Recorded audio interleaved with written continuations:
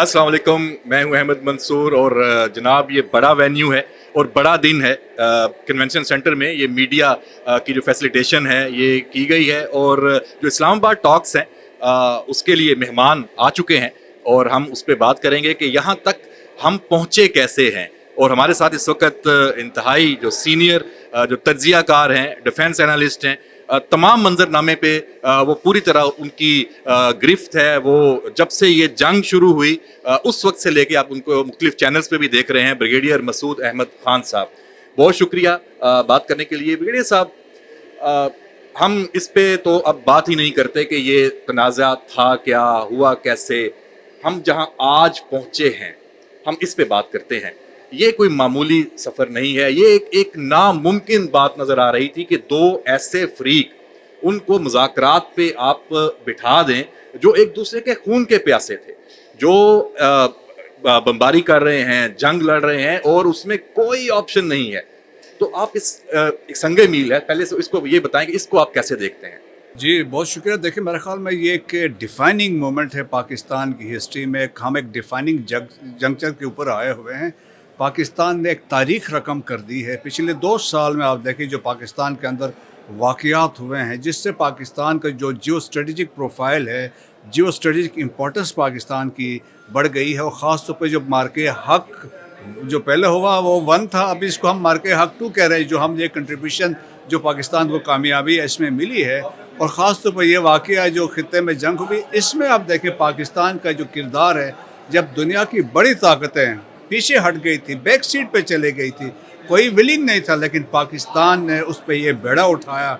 और credit they prime minister of Pakistan को, field marshal Asim Munir को। उन्होंने दे डिसाइडेड कि हमने खित्ते में अमन करना। सो वी देयरफॉर सिंसिरिटी के साथ हमने ये प्लेटफॉर्म प्रोवाइड किया है।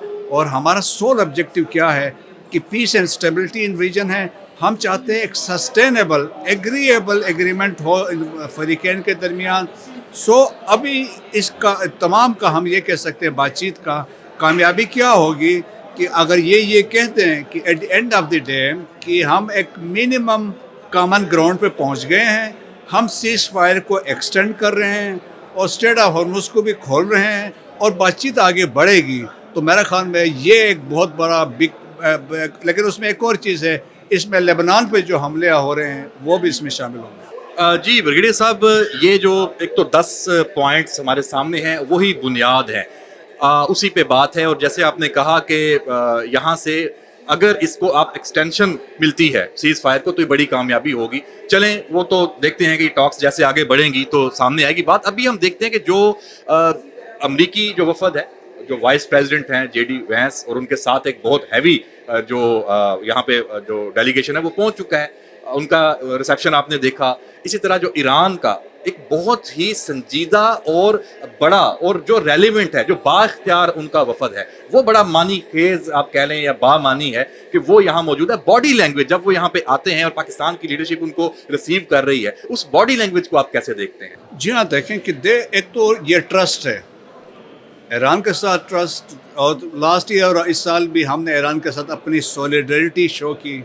हमने जीसीसी कंट्रीज़ के साथ भी अपना ताल्लुक स्ट्रेटजिक टाइज रखी, अमेरिका के साथ भी रखा। और कल आप देखें जिस तरह मजलिस के स्पीकर आए हैं और इसके साथ से फॉरेन मिनिस्टर ईरान के आए हैं, तो हमारे deputy prime minister, foreign minister भी थे और CDF आर्मी चीफ भी वहाँ पे मौजूद थे।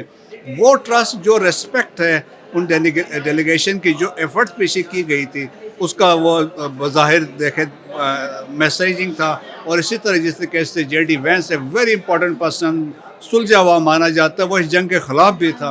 उनका आना और वो he has come with in authority की, और ट्रम्प ने उनको कहा कि आप उसको कर सकते हैं। तो बॉडी लैंग्वेज बहुत पॉजिटिव लग रही दोनों तरफ से।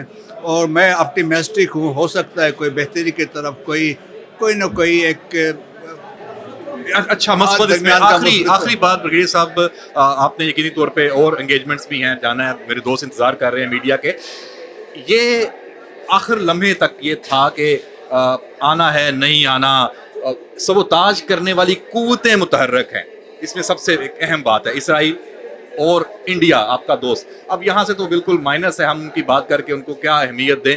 लेकिन बहरहाल इन अनासर से भी आपको मुहतात रहना है, प्रोपेगेंडा करने वाले जो हैं, आप इसको कैसे देखते हैं? जी हाँ, बिल्कुल है, इसमें तो कोई रूल आउट नहीं कर सकते हैं। और जिस तरह लेबनान में जो हमला हुआ था, ये तो basically it was an effort sabotage करने की कोशिश की गई थी, क्योंकि इनिशियल इंप्रेशन यही था कि लेबनान का सीज़ फायर भी इसमें शामिल था, वो नहीं हो सका। और वो अभी भी कुछ इजराइल कर सकता, क्योंकि नेतन्याहू का अपना जो सर्वाइवल प्रोलॉन्गिंग द कन्फ्लिक्ट है। इंडिया देखें आइसोलेट हुआ है। जब वो धुरंधर 2 रिलीज कर रहे थे तो हम यहाँ पर डिप्लोमेसी कर रहे थे। So that is our credibility. दुनिया आप देखें, कल प्राइम मिनिस्टर को कितने कॉलें आए हैं, टॉप लीडरशिप। और इसमें भी प्राइम मिनिस्टर ने ट्वीट में दोबारा दरखास्त की। उससे पहले जो ईरान के वजीर खारजा हैं उनसे भी बात होती है फील्ड मार्शल की। तो हम आखिर तक इसमें जो अगर इसराइल को भी थोड़ा काबू किया है प्रेसिडेंट ट्रंप ने, तो पाकिस्तान की एफर्ट शामिल हैं। यस, आप देखें कि बिहाइंड द सीन जो है, जिस तरह कल प्राइम मिनिस्टर ने एक्नॉलेज किया कि field marshal was instrumental in तमाम चीज़ों में। और जो कि इसराइल को भी को मैसेज गया, यकीनन उसमें भी फील्ड मार्शल के ट्रंप से यकीनन बात हुई होगी और मैसेज गया होगा। So that is our credibility, that is our trust, जो हमारी लीडरशिप ने कर दिखाया है। मेरा ख्याल में दैट्स वाई इंडिया में लोग कह रहे हैं ना कि वहाँ पे जो मीडिया उनका वहाँ से सवाल कर रहा है, इंडिया आइसोलेशन में चला गया। पाकिस्तान देखिए खिते में नेट सिक्योरिटी स्टेबलाइजर भी है, नेट सिक्योरिटी प्रोवाइडर भी है, जियो स्ट्रेटेजिक प्लेयर भी है, और पाकिस्तान की अहमियत उस हिसाब से बढ़ गई है। बहुत शुक्रिया ब्रिगेडियर मसूद अहमद खान। नाजरीन, ये जो इस्लामाबाद टॉक्स जैसे जैसे अब आगे बढ़ेंगी, हम आपके साथ यहाँ से कन्वेंशन सेंटर का जो ये मीडिया सेंटर बनाया गया है, इस हवाले से वहाँ से आपको अपडेट देते रहेंगे। इजाज़त दीजिए, अल्लाह हाफिज़।